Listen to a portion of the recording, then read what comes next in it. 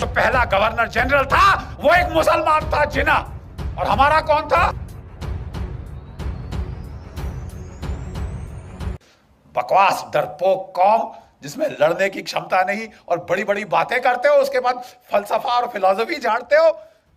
800 साल तुम्हारी ऐसी तैसी हुई है, एक के बाद एक आताताई ने आके तुम्हारी तबाही कर दी, तुम्हारे मंदिर तोड़ दिए, तुम्हारी नालंदा जलाई तो 3 महीने जलती रही, तुम्हारा मैं मुंह तोड़ दूं। हरामजादगी की कमी है इस देश में। और वो सब तो छोड़ो, सोने की चिड़िया सारा सोना उठा के सेंट्रल एशिया पहुंचा दिया।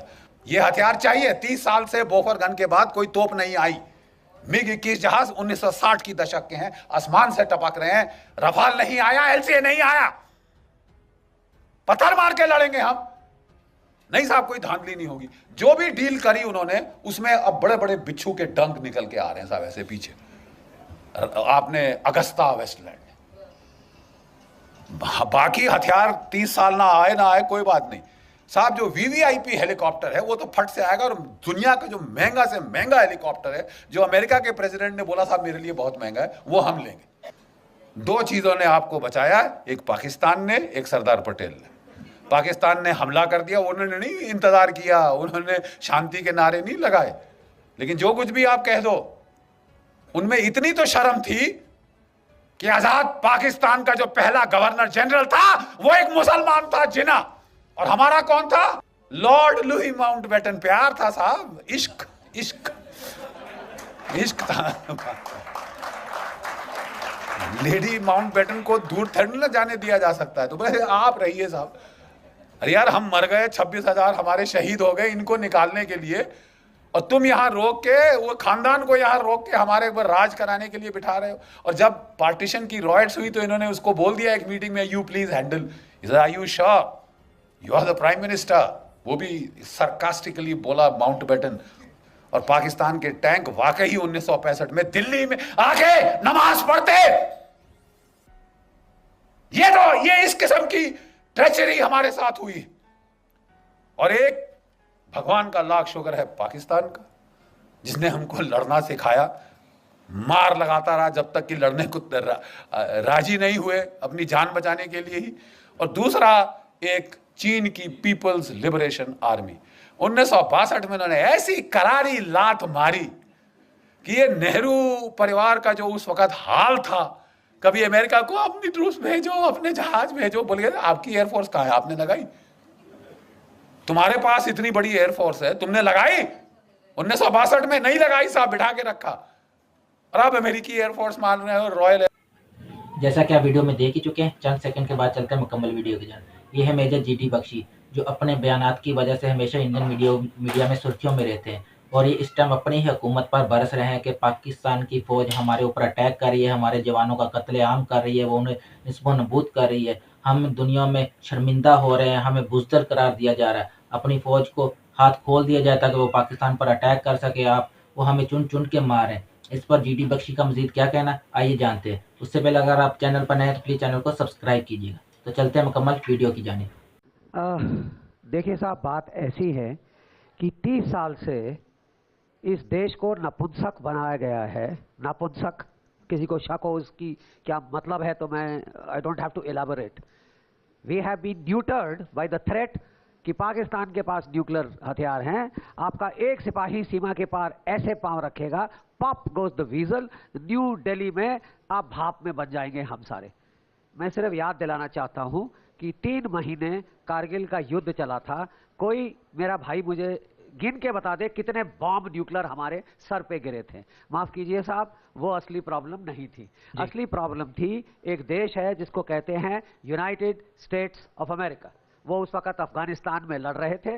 वो नहीं चाहते थे कि पाकिस्तान की सेना आपकी तरफ मुख करे। उनके हित सर्वोपरि हुए जी। और हमको एक आदेश दिया गया कि आप कुछ नहीं करेंगे, और हमने 26/11 के बाद ये किया। किसी को कोई शक है इसमें? अभी तक तो नहीं। तो अभी आपको दूसरा डिमार्च मिल गया है जी। ट्वीट कर दिया डोनाल्ड ट्रंप साहब ने कि हम बातचीत कर रहे हैं, पाकिस्तान हमको तालिबान से बातचीत करवा रहा है, हमें पाकिस्तान की जरूरत है। भारत के ब्राउन एस लोग मरे तो मरे, श्वेत लोग तो नहीं मरे ना साहब। तो क्या करना चाहिए बख्शी साहब? क्या आपके हिसाब से क्या एक विकल्प है? स्वाभिमान देश को क्या करना चाहिए? अपने स्वाभिमान की रक्षा करनी चाहिए। क्या करना चाहिए? आप युद्ध में हैं, आप युद्ध में हैं, आपको कोई शक है? अच्छा, अगर आपको शक है तो मैं बता दूं आपको, अगर आपको अभी भी शक है तो मैं बता दूं कि जो पाकिस्तान के फॉरेन मिनिस्टर हैं जिन्होंने कल वापस किया है विंग कमांडर अभिनंदन को, वो किस रूप में वापस किया है? Prisoner of war. Get that right? उनकी तरफ से वॉर है, हमारी तरफ से साहब एक ये कबूतर उड़ाने वाला, नोबेल पीस प्राइज को लार टपकाने वाला एक तबका है, वो कह रहा साहब हाँ ठीक है, अब बड़ी मुश्किल से फौज को इजाजत मिल गई, मोदी जी ने इजाजत दे दी, चलो साहब पार स्ट्राइक करो, लेकिन साहब केवल टेरर टारगेट्स पे स्ट्राइक होगा। हाँ, पाकिस्तान की फौज हमने देखिए बिल्कुल सही काम किया। जस्ट वॉर थ्योरी सेज कि साहब your response should be proportionate, जी, जस्ट एंड प्रोपोर्शनेट, ठीक है साहब।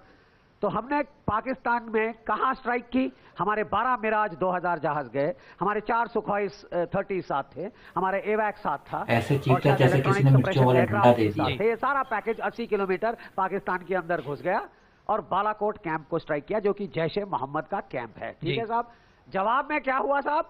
पाकिस्तान ने दुनिया को बोला जैश ए मोहम्मद पाकिस्तान की फौज है, आप हिमाकत कैसे कर सकते हैं उसे छूने की। उसने अगले दिन हमारी फौज के एक ब्रिगेड हेडक्वार्टर, एक बटालियन हेडक्वार्टर और एक एमिनेशन डंप पे हमला किया। उनकी बजी पड़ी थी क्योंकि हमारी वायुसेना भी उतर आई मैदान में, तो उनके बम दाएं बाएं गिरे। ये तो किस्मत की बात है ना साहब। लेकिन आज हमें लोग कह रहे हैं कि ये हिंदुस्तान की फौज तो फालतू है, अगर ये मर गए तो इनको तो तनख्वाह मिलती है। तो साहब डी एस्केलेट होना चाहिए, क्योंकि अमेरिका से आदेश आ चुका है, डोनाल्ड ट्रंप साहब बोल चुके हैं, डी एस्केलेट होना चाहिए। मैं आपको एक लास्ट चीज बोल दूं, ठीक है साहब, क्योंकि मैं जरा, जो भी जनरल साहब होते हैं उनको तनख्वाह मिलती है 6 महीना आगे सोचने के लिए। बिल्कुल, आप समझ रहे हैं मैं क्या कह रहा हूं? General is paid to think 6 month ahead. Platoon commander उसी की लड़ाई लड़ता है, वो 1 घंटा आगे की लड़ाई, कंपनी कमांडर इत्यादि, इस चेन में कम से कम 6 महीने आगे सोचना चाहिए। अमेरिका अफगानिस्तान से जाना चाहता है, वो अपनी एक जान भी और फालतू नहीं देना चाहता, वो अपनी जानों की कदर करते हैं।